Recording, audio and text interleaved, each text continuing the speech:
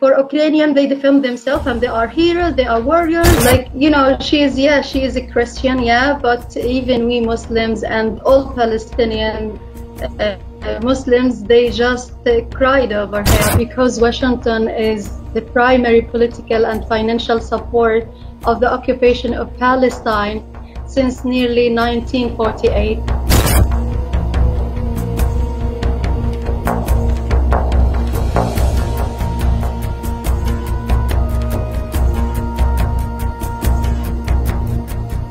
On May 11, 2022, Shireen Abu Akleh, a renowned journalist who reported from the Palestinian territories occupied by Israel, was brutally murdered by the Israeli forces. Shireen was shot dead while she was covering an Israeli military raid in the city of Jenin that is situated in the Israeli-occupied West Bank. One of the reporters confirmed to Al Jazeera that all the journalists present at the site of the attack were wearing press vests and helmets. She also said that the forces did not stop firing even after the journalist had collapsed. We spoke to Gaza-based journalist and activist Wafa al Udainy, who described to us what Shireen meant to the people of Palestine. We were so sad. Shireen was a great loss is a great loss for Palestine. And like the day when she got massacred, when she got executed by the occupation, she is a Christian, but even we Muslims and all Palestinian Muslims, they just cried over her and they felt so sad. Israel's disdain and apathy were seen live when the Israeli police attacked the funeral procession of the journalist, seized Palestinian flags and injured mourners. Even its allies have treated the murder with disdain and given Israel the benefit of the doubt. On July 4, the US State Department said that the Al Jazeera journalist was likely to have been killed by gunfire from Israeli positions, but it was probably unintentional. While journalism is considered to be a profession of seeking the truth, and the military murder of journalists causes a commotion to say the least, in a marked contrast, Shireen did not receive the similar acknowledgement. Despite abundant evidence showing that she was in fact targeted and shot dead, leading media outlets that globally preach the significance of impartiality and accuracy did not accurately report her death. The New York Times, for example, simply said that Shireen, quote-unquote, was killed during clashes between the forces.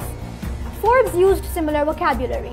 Associated Press, which is a passionate advocate of being specific while reporting, simply said that Shireen died during raids. 15 days after Shireen's murder, CNN seemed to have found some courage and said that, quote-unquote, new evidence suggested that she was killed intentionally.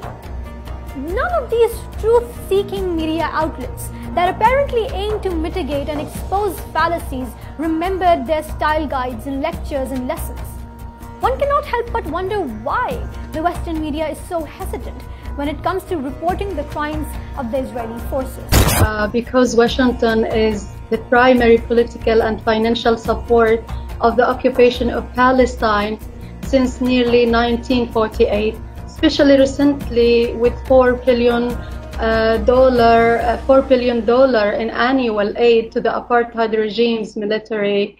It's really so hard to stay neutral for Western press in light of that overwhelming reality. Apart from Al Jazeera, who took a strict stand for its employee and called out the bigotry of these news agencies, many others also noticed the bias in headlines and description of events.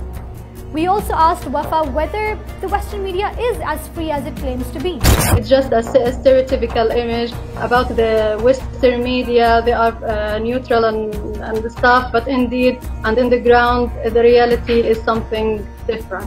On the other hand, the focus that the war in Ukraine receives is drastically different. For Ukrainian, they defend themselves and they are heroes, they are warriors and so on. But for Palestinians, they are just group of terrorists, militias, and their terrorism has to come to an end. Even worse, Wafa claimed that some journalists from CNN and AP who spoke the truth and treated Ukraine and Palestine the same were fired. If this is what it's like for Western journalists, what can we expect for those in Palestine? Wafa explained what it's like for her.